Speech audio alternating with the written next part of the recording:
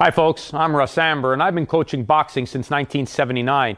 During that time, I've worked thousands of rounds in both the amateur and professional ranks. Over the years, I've had the privilege of seeing some of the greatest fighters of the modern era at both the professional and the Olympic levels. I've had one world champion and 4 Olympians to my credit, not to mention various medals at major international events, including the World Championships.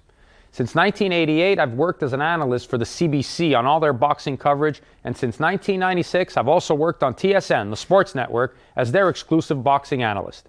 Since June of 2000, I've been president of Quebec Boxing and have been a board of directors member of the Canadian Amateur Boxing Association. One of my most recognizable fighters that you might know is Otis Grant. I've trained Otis since he was 13 years old. Otis won the WBO middleweight title in 1997 and in November of 1998 fought the great Roy Jones. Although we didn't win the fight, seeing the quality and supreme talent of someone like Roy Jones gave me a close-up look of and an increased appreciation of the fantastic talent that he is. Today we're going to take a look at one of the most important minutes in boxing, a minute in which fights have been won and fights have been lost. Who can forget Angelo Dundee's famous words to Ray Leonard during the fight with Tommy Hearns? "You're blowing it, kid."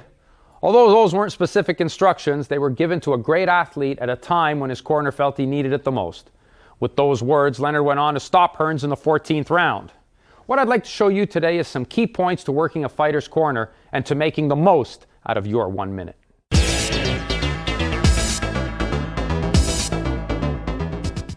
Okay, folks, the first thing we want to look at before looking at how to work a corner is how to be prepared for working a corner. And whether I'm working an amateur corner or a professional corner, I make it a point to pack my bucket the exact same way all the time with all the things that are legally allowed to be used in a corner, and I make sure I've got it to be able to take care of your fighter, because that's probably the most important thing. You want to be prepared. You want to go out there and know that your fighter is going to be looked after in the event that something should happen, whether it's swelling, a cut, a nosebleed, whatever. You're prepared and ready to handle that. I think that's important, and I've seen too many incidents at both the amateur and professional levels where corners were not prepared and actually cost their fighter the fight. An incident happened at the 2000 Olympics, which I was there, and at the time I was commenting on television for the fight. And the fighter got into the ring after having suffered a cut in training. And the corner only came into the ring wearing a towel and a water bottle. That was the only equipment they brought into an Olympic Games fight. And the cut opened at the end of the first round. And when the fighter returned to the cornerman picked the bottle up off the steps and placed it on the eye of the fighter. And that's the Olympic Games. And I don't think that's a very professional thing to do. And I don't think we have to even mention the incident in the professional ranks of when Mike Tyson left his title in Japan against Buster Douglas and the inept corner work that went on there. So it's very important that you're prepared when you go into the corner. You want to make sure that you have all the things you need. One of the things that I always bring is a corner tote, and I make sure I've got everything in there that I need. And I bring my bucket with me as well. My bucket is naturally filled with ice and some water, just enough ice to keep the water cool. You don't want to have freezing water and shock your fighter. Just enough to keep it cold, especially if it's a pro fight in a hot arena and it's going to melt down anyways over the duration of a 10 or 12 round fight. You just want enough to keep the fighter cool. You don't want to freeze him and shock him, okay? So you want to have your bucket filled with ice. The other thing I like to have with me, of course, most important, is an ice bag. The ice bag, fill it with ice, keep it with your bucket. Very important. You need it all the time. You put it on the back of the fighter's neck. You got to have it. Don't go into a corner without it. Of course, you got to have your water bottles. You can take the squirt variety, straw variety, whichever your fighter prefers. If they like the straw, they can just suck on it. If they like to be sprayed into them, they can have it with this kind of bottle. Either one, but just make sure you bring enough, especially if you're working a long fight. You need to have one for your cornerman so he can wash the mouthpiece, and you need to have enough so you can give to your fighter. The other thing you want to take in is what's called a nose swell. There are various kinds you can look at. One thing, I'll give you a little tip on the nose swells. Make sure you just put a finger dab of Vaseline over it, because what happens with these things, if you keep it in the ice and you keep it nice and frozen, you don't put Vaseline on it, and you do need to use it in the corner, as soon as you stick it to your fighter's hot skin, that thing's going to stick to him, so you don't want that. So just put a little coating of Vaseline on it so you can use the end swell in the corner. Of course, you need to have Vaseline in the corner. In the amateur ranks at the international level, you're now allowed to use Vaseline on your fighter's face. USA Boxing Rules still prohibits that. And of course, in the pro ranks, you are allowed to use Vaseline. So use it. Make sure you put it on the eyebrows, on the nose, on the lips. Keep them nice, and you don't need to overdo it. If you put gloves on it, first of all, if you got a good referee, he'll make you take it off, and you don't need that much because you don't want it going into your fighter's own eyes. Of course, you've got your towels, which you'll carry into the ring. I like to take a nice big towel, and I'll show you later, which I will wrap my fighter in before putting his robe on, and I'll use that towel in the corner when he comes back. The other thing, one of my favorite tools is the sponge, believe it or not. Normally I take a sponge like that and cut it in half because I like to have it nice and small, and I'll use that a lot to refresh the fighter, to sponge him down, keep him nice and cool. And you want to make sure that body temperature comes down, and you want to have it small enough that you can work with, and you want to make sure you get a sponge that's good, holds a lot of water, because if you need sometimes to spray his face with it, you want to make sure it holds a lot of water. Also, latex gloves, very important. I mean, let's face it, there's blood that happens in boxing, and you want to be protected for whatever, any cuts or openings you might have on your fingers, and you want to try to be as clean and sterile with working with your fighter. So it's a good recommendation to use latex gloves. Also, I'll always keep with me at all times gauze pads. Gauze pads are something you'll always have in your pockets. They're usually sealed in a sterile envelope that you'll open as you need them. You want to have those things just in case your fighter gets cut. That's very, very important. And you also want to keep on you at all times is Q-tips.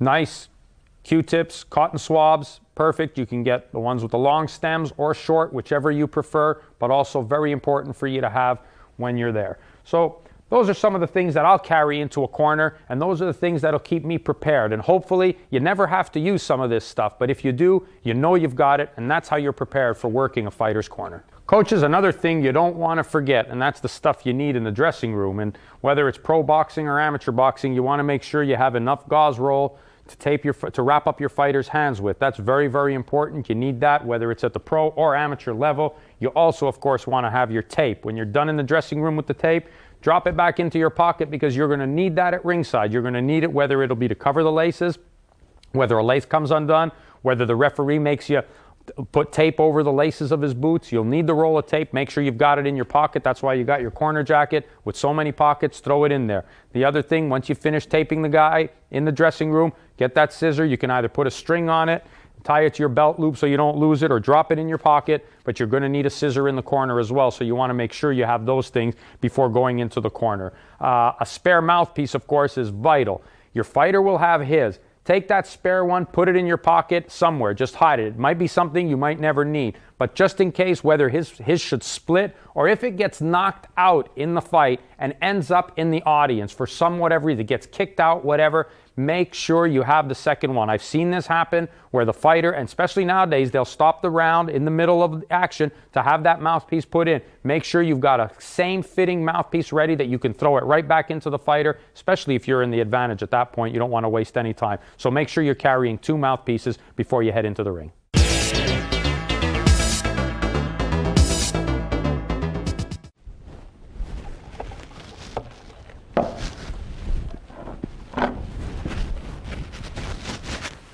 Fighters in the corner now. This is how you get to work. You've got 1 minute. It's going to take me more than 1 minute to explain all this, but if you follow this and do it smoothly, it should work properly. When my fighter comes back to the corner, the first thing I want to do is take the towel that he was wrapped in under his robe coming out of the dressing room. I want to take that and wrap him around it. The reason for that is he's worked long and hard to get a good sweat on and to stay warm. In a cold arena, I don't want him to get cold again. He's sweating now. I want to keep him warm, and any water or whatever that I put on him, I want to keep him clean and nice, and it's all going to drip on this towel. When he gets back to the corner, the first thing I'm going to do is I'm going to take the other towel that I have with me, little corner towel that I'll keep near the bucket or hooked into my corner jacket, and when he comes back, I'm just going to give his face a nice good wipe. Just take off any oil, sweat, or blood that's on his face. Give him a nice clean look, because you want him to go out there looking clean and refreshed. That's the first thing I want to do. He gets back, I'm going to pop the mouthpiece out of his mouth, and I'm going to hand it to my assistant. The assistant should usually be working on this side. Depends how they set up the ring. Sometimes as a result of where the steps are, you may have to go that way, but either way, for me, because I'm right-handed, I would like it to be right here. So I will give that to my assistant so he can wash it out. Now, at this point, after I've given my assistant the mouthpiece. Now I want to evaluate my fighter's condition. You know, is he looking good? If he is, he's going to come back to the corner. I'm going to say, hey, good job, Dave. How you feel? Everything okay? Just nice little idle conversation. That's with everything going good. And when everything is going good, that first minute is really easy. You know, it's not a difficult thing. All this becomes really difficult when things are not going well. However, he comes back, he looks good. At this point, the mouthpiece is being washed. I'm going to take the water bottle, which I want out of the bucket here. This is still early in the fight. There's no need for me to be drenching him with water. There's no need for me to be piling the ice bag on him. There's no need for me to be all over him. He's going to come back, and I'm going to give him his instructions. I'm going to tell him, good, Dave, you're doing this right, you're doing that right. I want to try to stay positive. I want to try to reiterate any of the things that we've worked on in training camp and leading up to the fight and in the dressing room and during that walk down the aisle and his last instructions before that bell rang for the opening round. And I'm going to tell him, Dave, that's a good job. You've done well. You've done this. You've done that. Or not. You should be doing more of this or you should be doing more of that. But try to keep your comments as positive as you can. At this point, then, I'm going to ask him if he understands that. I might even ask him to reiterate that to me. I'm going to keep holding his trunks out to make sure he can breathe good. Make sure he takes a couple of deep breaths, you know, nice big deep breaths on the inside. Hold him for a second, release. Again, I'm going to ask him to reiterate the comments I've made to him. Does he understand the instructions properly? When I know he does, then I'm just going to give him a swig of water. I'm not going to make this its own separate piece of time. This can all happen at the same time. Dave, you understand what I'm telling you? Boom, give him the water. Let him rinse. He'll spit out into the spare spit bucket that's available at ringside that you got to make sure you have there if they don't provide it for you. Make sure there's a spare bucket that he can spit into. Let him spit into the bucket. Ask him if everything is okay. During that time, if he tells you yes, that's perfect. You've given him the water. You get the mouthpiece back from the assistant that he's finished washing it from. He gives you back the mouthpiece. You stick it back in. You, again, confirm with your fighter. You got the instructions. You understand what we want from you? Yes, I do. At this point, usually the seconds out buzzer will be going at this point. When it does, I will take the robe off. I will take the towel off of my fighter and get him ready to go out. Now, in the pro ranks, I like my fighter to stay sat for the entire minute. So I will not let him get up at this point. I will leave him there. If it's an amateur fight, I will get him up now and say, okay, get up. Usually he'll get up at this point when you can get up. When they say seconds out, he'll get up, and maybe I just might give him a little tap and say, okay, you know, go out there, do your thing, and then I will leave the ring. If it's a pro fight, then what I like to do is I like to keep him there sat on the stool. I will get out of the ring at this point and wait for that buzzer to ring. And when it does, my assistant will have his hand on the seat of that on the leg of that stool. And when they call for the round to begin, at that point I will help my fighter up and send him out for the round as my assistant pulls the stool in and takes it out of the ring.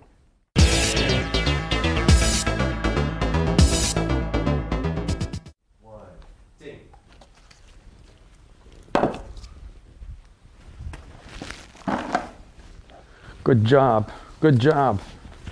How you feel out there? Good. That's good. That was good work. Real good work. Listen, you're still dropping those hands. Don't drop that hand. You know you got that good jab working. Keep it working. That's what we worked on in camp. Right.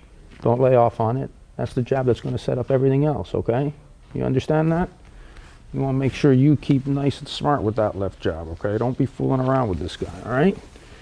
You want to make sure everything is going good, okay? Stay with that left jab. That's going to be the key. It'll set up all your other shots, all right? That's the one we want to do. Here, have a little swig of that. Okay. You understand what I want to see? Seconds out. All right, you got it. Deep breath. Good boy. All right, out you go.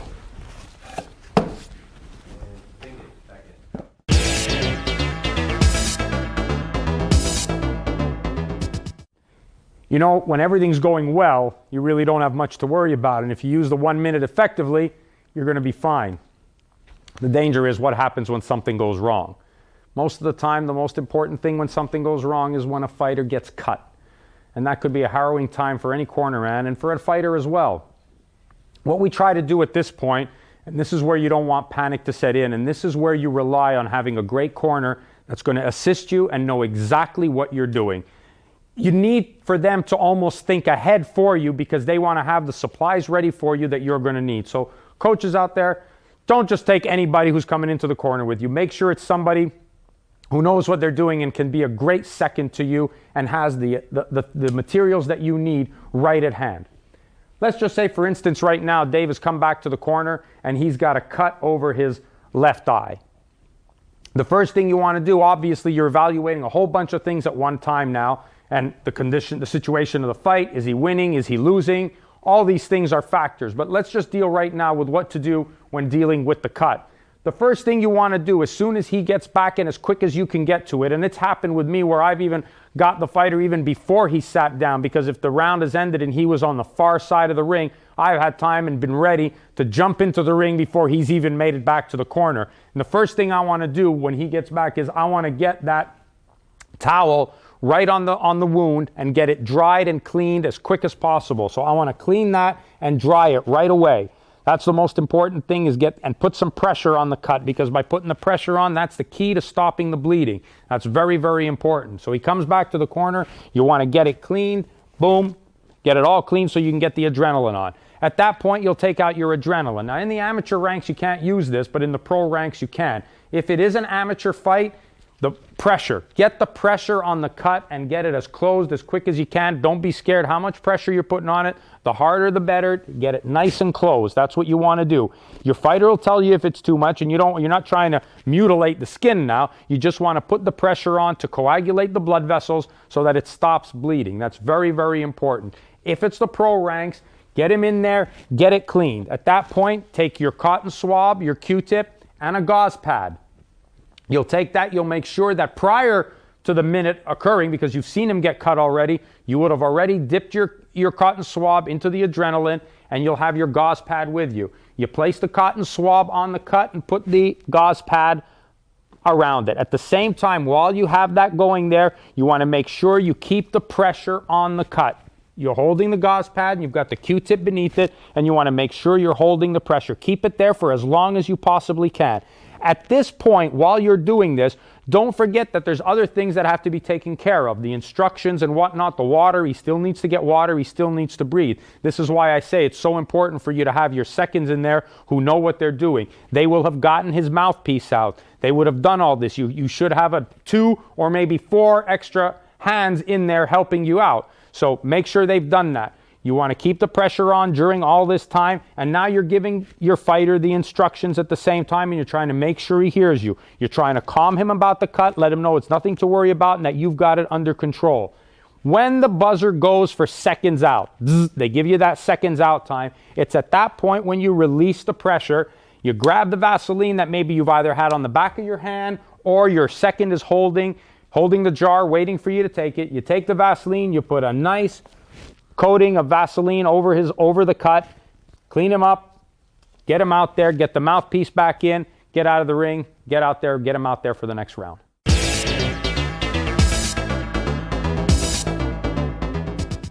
Okay, coaches, we've dealt a little bit with the cut, and that's very important that 1 minute, you'd be surprised how fast that flies.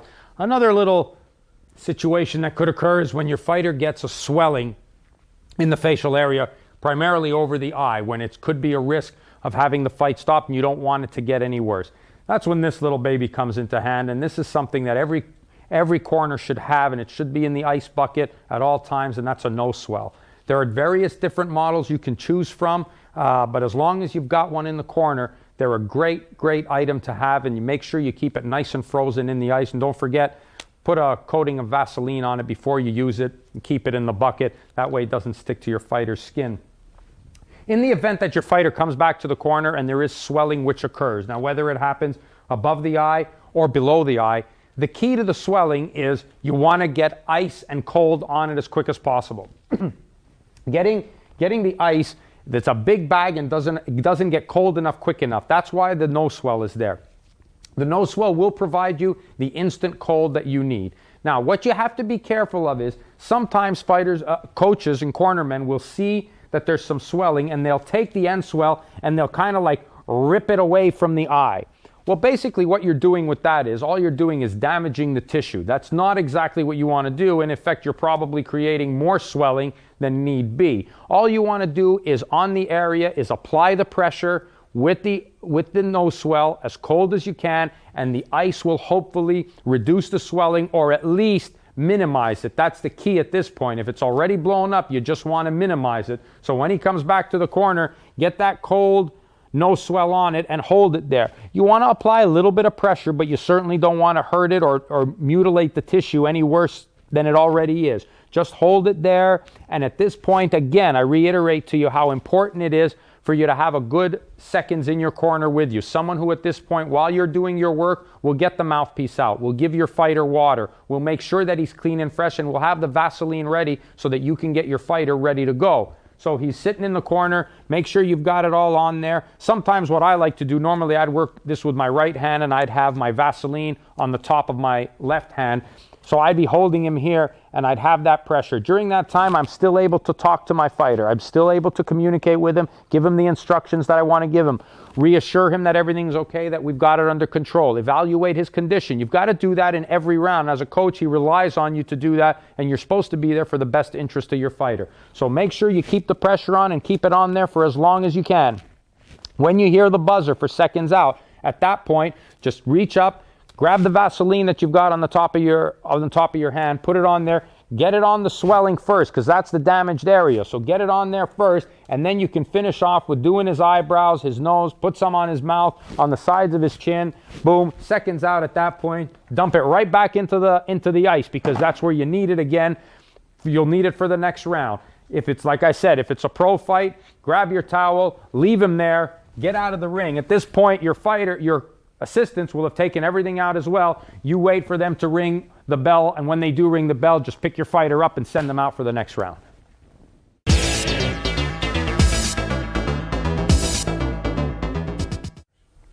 Folks, we've covered pretty much most of the basic things that happen in a fight, whether it be professional or amateur. But now is when it's really important. What do you do now if your fighter's been hurt? A punch or an injury? Let's start off with a punch. Let's say he's been rocked, he's taken an 8 count, or he's been dropped, and he's hurt. Now you're doing well in the fight, but your guy just got nailed. All right, this is when the minute counts, and this is when things are really important. What I like to do with my fighters, and this is the same routine I'll go through. I'm glad to say I haven't had to do it often, but this is something that I'll do with my fighters if they do get hurt. When they get back to the corner, first thing I like to do is get the water and get it on their head right away. Boom, give them a nice squeeze of that sponge and let that cold water run down their body. Some fighters like a lot of it. Some fighters don't like any at all. You're going to have to know your fighter a little bit to be able to know what to do if he does get hurt. But in most cases, and if it's ever happened with Dave, although it hasn't, I'm going to get that sponge on him. I want that cool water running down him, and maybe I'm just going to even give him a few shakes of the sponge right into his face and try to get him a little woken up and make sure he's with me and see how he reacts to that. Then the next thing I want to do is I want to communicate with him. I really need to establish right at that point, how seriously is he hurt? Can he continue? Will he be able to respond to the instructions that I'm giving him? So if I've done that and I've woken him up and freshened him up and I get him nice and cleaned and he's looking good, I want to make sure that he's with me. I'm going to ask him some key questions. Does he know where he is? Does he know what punch knocked him down? Does he know if he's winning? Does he know if he's losing? How does he feel? Any number of questions that'll come up in the corner, anything that you know in the relationship that you have with your fighter is going to be important for you to ask him to evaluate his condition. That is vital, because remember, you're there to protect the fighter. You're not there to just send him out and get him beat up. You're there to protect him. If you think you can still win and things are looking good and he's responded to your answers correctly, then by all means do all the things necessary that you have to get him ready for the next round. Get the mouthpiece out, give it to the corner, get the Vaseline on him, give him the instructions, let him rinse out, give him some water. But you have to evaluate what his condition is like when he's hurt. This is the key. Don't just get the guy back and start shaking him around. He's already been hurt enough. Don't be rough on him. Don't grab the towel and start being aggressive onto his face. Be gentle with it. Just dab him lightly. Just go over it nicely. Let it be a comfortable wipe to him. Let it be something that he likes and it feels good for him. And he'll react to you. You'll know if he's feeling okay. And I think that's very important. Don't just send him out. So you evaluate the condition of the fighter. You see he's good. If he is, get the mouthpiece back in on him. Give him the instructions he needs. Make sure he reiterates to you what you've told him and he's able to follow the instructions. If he has, get him out there, give him a tap, and send him out for the next round. Hopefully you'll be able to get that win. And this is where you come in now. When your fighter's hurt, if you can save him, that's what you're there for.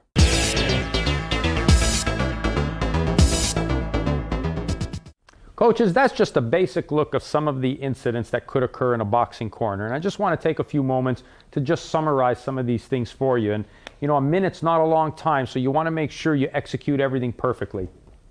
To summarize, get your fighter back to the corner. Like I said, the thing I like to do is I like to drape a towel around him, make sure he stays warm in the arena. Second thing I want to do is I want to get him cleaned up. Want to wipe any sweat from his eyes. Don't forget, there's salt in sweat. That starts getting into your eyes, it starts to burn. Make sure you keep that area as dry as you can. Wipe his eyes out. Don't be rough with him.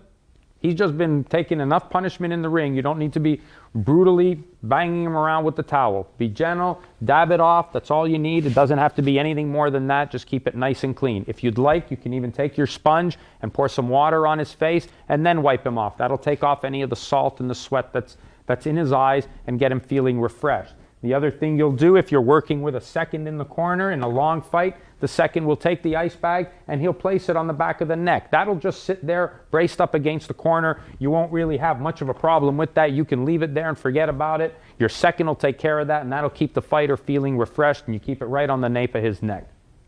You keep him there. Now, you've got him in the corner. Again, evaluate his condition, folks, and you guys know your fighters better than anybody. You know what can get them going. Some guys like to be, given big pep talks. Some guys like to be yelled at. Some guys like to be taking things calmly. Some guys just like a few things. You know this as a coach. That's why you're coaches, and you know your fighters best, and you have to use that to your advantage. Don't forget, during that minute, not only are you a coach, but you become somewhat of a psychologist as well, and you need to get the best out of your fighter. Knowing your fighter is going to afford you that opportunity to use whatever you need to get the win for this kid. That's what you got to do, and that's your main job, and you know your guy the best, so you got to make sure you go out and do that and fulfill your obligations as the trainer. He'd get back to the corner. You've got him sat down there. Everything is good. You evaluate his condition. You know it's good. Give him the instructions. Make sure you have some dialogue going on with him. Try to keep your comments positive with him. That's pretty much standard.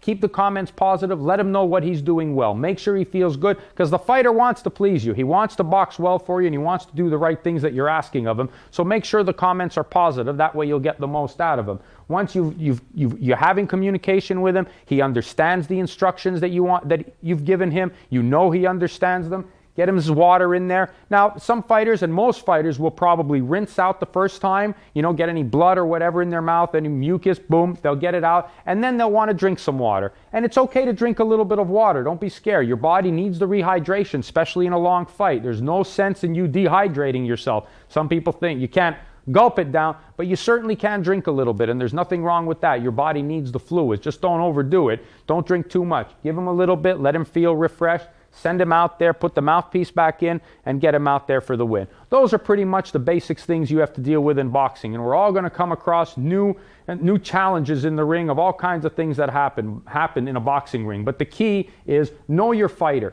Know him and know him well. Know what makes him tick. Know when he's hurt. Know when he can come back. Know when he's had enough, because that's your job as a trainer. Make sure he goes out there, does what you want him to do, and that you're taking care of him, because ultimately you're responsible for him. I hope you've enjoyed watching this, and for all the information and articles that you might need to be prepared for going into a corner, you can see all that stuff at TitleBoxing.com, and I hope everything you've seen in this video will help you out. Thanks for joining us.